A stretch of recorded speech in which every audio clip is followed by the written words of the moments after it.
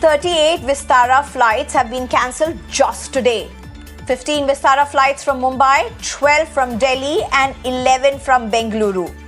Just on one day. These are the visuals on your screen. Look at them. Gives you a sense of what's been happening over the last 24 hours.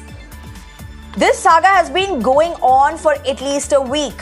And if we look at just the last 48 hours, at least 88 Vistara flights have been cancelled or delayed, affecting over 15,000 passengers across India. Passengers visibly upset, frustrated, agitated, deepening the crisis for the airlines and themselves. But believe you me, this crisis is only adding to the massive passenger woes and possibly reflective of what's ailing our aviation industry.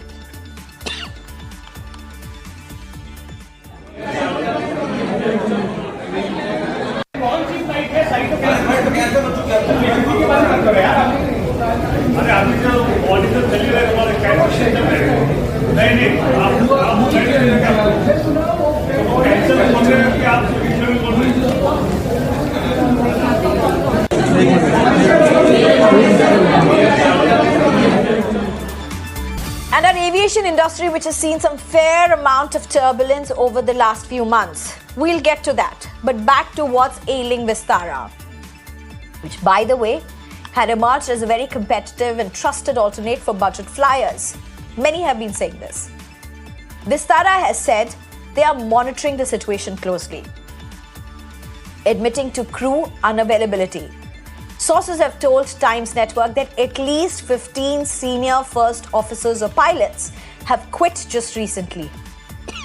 The immediate trigger behind this unfolding crisis that they are offering larger aircraft on select routes and are also reducing the number of flights. Ministry of Civil Aviation has said they are closely monitoring the situation, but flight operations are managed by airlines themselves, quite literally leaving passengers to their own fate at this point.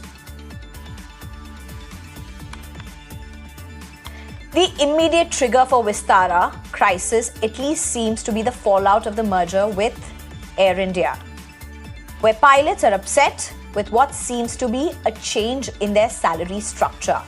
The short notice sign-up option given to them if they don't want to be left out of the merger. My colleague Adarsh Vepacheda joins us right now. Adarsh, break this down for us. Why are passengers bearing the brunt of what's unfolding? And is this crisis reflective of a larger concern for flyers? Oh, yes, it is, Sneha. Passengers are having to pay the brunt. They're having to face the brunt at this point in time because the pilots of Vistara are unhappy. It all boils down to the pay structure. Essentially, there are two pay structures that we're talking about here. One is the 70-hour pay structure. The other is a 40-hour pay structure, in the sense that pilots do get paid on an hourly basis.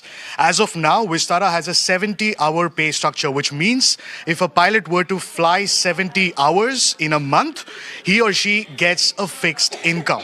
But that is now going to go down to 40-hour pay system, which means in case if a pilot were to fly for 70 hours, he or she will get a fixed pay only for 40 hours, and the remainder 30 hours, there will be an additional pay.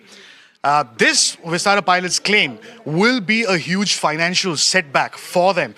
And that is why they are protesting. They are unhappy. They're reporting sick. And as you rightly pointed out, several first officers seem to have pulled the plug on Vistara at this point in time.